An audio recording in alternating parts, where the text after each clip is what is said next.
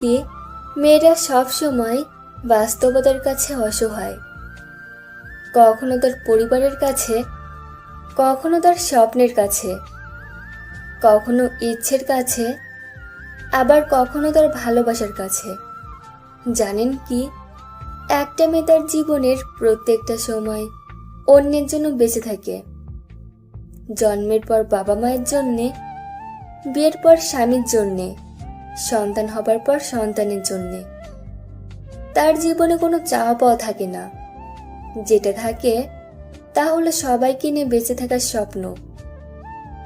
মেয়েরা পারে না তার ইচ্ছা মতো চলতে, পারে না তার ছোট ছোট স্বপ্নগুলোকে পূরণ করতে, পারে না কাউকে ভালোবেসে সুখে থাকতে।